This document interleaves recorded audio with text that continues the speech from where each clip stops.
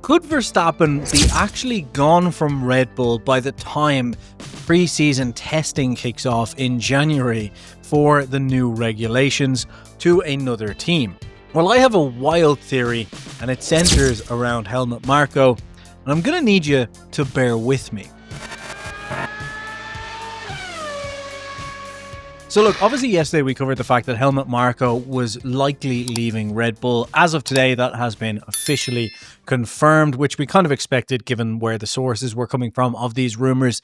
But apparently he has stepped down. He is fully retired. Now, I don't know if he's come out himself and said that he was stepping down or retiring, and there's been a lot of rumors behind the scenes that he has been kind of forcefully removed or forced into retirement by the Red Bull board and by Minslav and so on. And the actual rumors behind that we can get into in another video if you're interested, but essentially they're down to the fact that apparently he signed a deal with Dunn to give him a Racing Bull seat, even though Red Bull themselves didn't want Dunn there. They wanted to keep Lawson, and therefore Red Bull ended up having to pay hundreds of thousands of dollars to Dunn in order to basically cancel that contract, and that's where all of the problems started, and they've decided they wanted to pressure Helmut Marko to leave.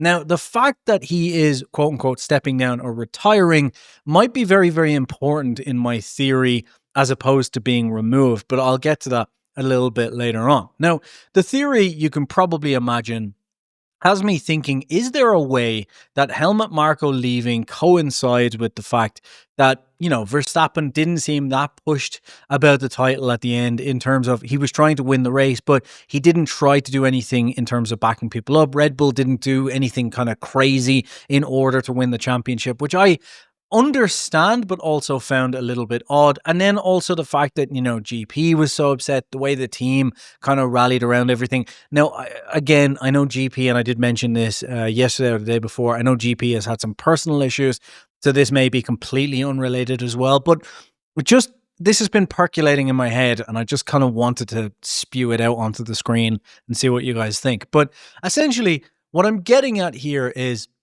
Helmut Marko leaving is a big deal for Red Bull. And I talked about this yesterday in terms of just what it means for the future of Red Bull, but I hadn't really put together in my head something else that we've known about Verstappen's contract for a while, which is Verstappen's contract has allegedly, and I have it on good grounds to be honest, included kind of a Helmut Marko clause. Essentially that if Helmut Marko was to leave, and I believe it's not just Helmut Marko, I think it's some other people crucially in the team that Verstappen leans on heavily and that helped him get here, if they were to leave the team, that he would have an immediate exit clause. Now, Red Bull have an exit clause with Verstappen on June 30th of 2026. That's been pretty much confirmed, and I'm pretty confident of that as well, that if he finishes outside the top two, if he's outside the top two in the standings by that point, he could leave. And as far as I'm aware, also, he already has a provisional contract with Mercedes for 2027. So essentially, he will have to sit through the entire 2026 season with Red Bull, regardless of how good or bad the car is, and not be able to leave the team until the end of 2026. Now, if this performance clause with Helmut Marko does exist, then Helmut Marko leaving the team would allow Verstappen to leave right now and to replace Antonelli at Mercedes for the 2026 season. Now, you might be saying, why Antonelli? Why not George Russell? I'll come back to that in a minute because I have another speculative theory on that as well. But the point is, he would be able to go straight away to replace Antonelli. Antonelli could be moved to a different team. Hopefully, I would imagine maybe an Alpine or someone might pick up the slack here to keep him in training for the season so he's not completely lost. Or they'll get him at some other team contract for a while, who knows? Or just sit him as test and reserve driver and learning from Verstappen in the garage. So the point is that with Helmut Marko going, if the performance clause is there, it could mean that we could get a surprise announcement over the next couple of weeks that Verstappen will be driving for Mercedes in 2026 after all, alongside George Russell.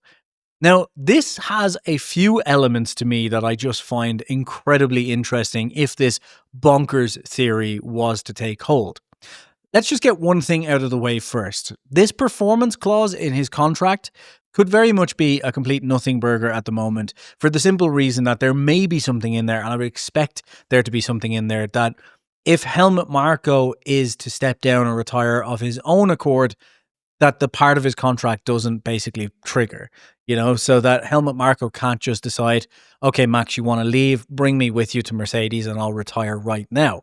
So that is an important bit that I would imagine that if Helmut Marko just retires, then it would be a situation where Verstappen can't just leave, because that's just an easy out that they wouldn't want in the contract. So I think it's going to be very important whether he's forced out, whether he decides to retire. Has Helmut Marko just decided to step down of his own accord? And does that matter in the contract? We don't know that yet. We just know there's some sort of tie between the two in the contract. We don't know whether it's there's a detail in there that says it depends on whether he's fired or whatever.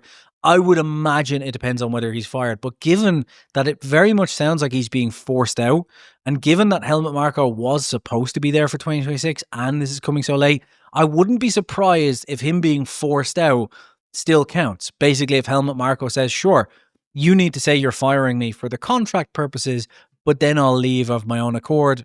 But it all would be very strange. And honestly, that's the biggest thing telling me this crazy theory probably isn't accurate, because I would be very surprised if Red Bull, knowing that's in the contract, would be willing to lose Verstappen just to get rid of Helmut Marko for a year.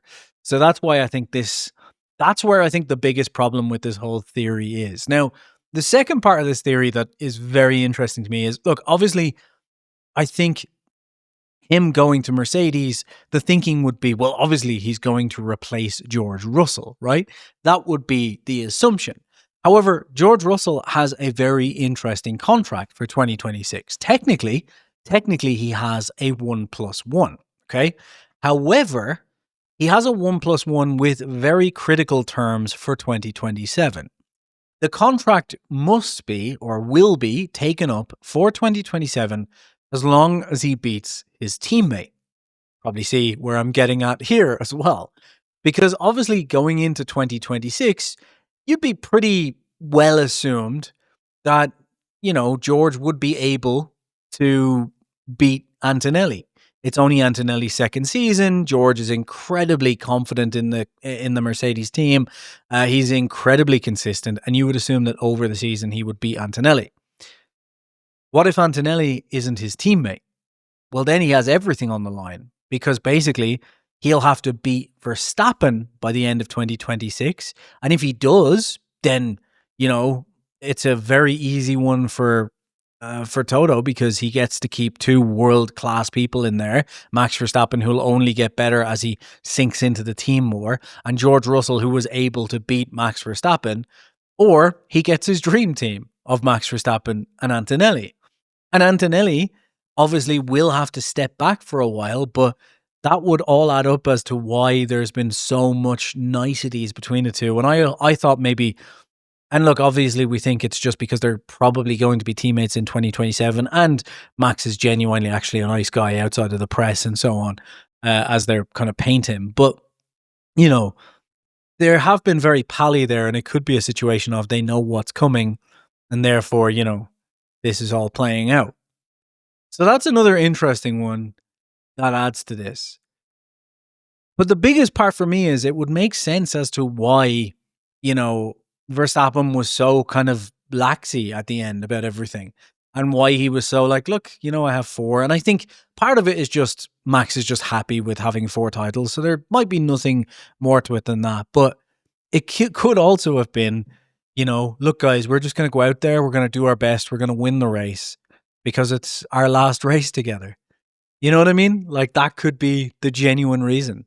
And then Helmut Marko steps down. That's why GP has his personal reasons, but maybe was even more so kind of like, just relaxed on the radio and so on. And that's it. It's over. Thanks for everything. I'm now moving on to a senior role. I'm staying here. I'll miss you type thing as well.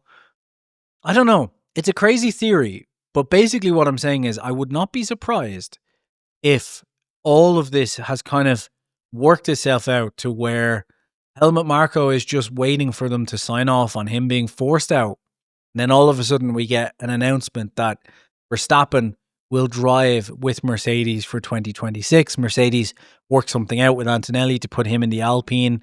Unfortunately, instead of probably Colapinto, not Gasly.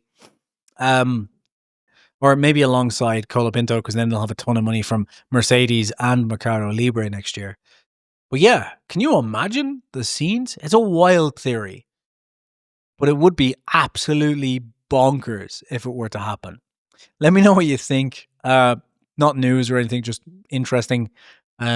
Subscribe. And before you go, please do subscribe to my new Automotive channel. It's a revived one, actually, the Car Nerd. I'm just trying to get to 1,000 subscribers. You guys have been so helpful at getting some people over there. I think it's 350 people we need now. So I would really, really appreciate it. And thank you so much for watching. I'll talk to you soon. Bye.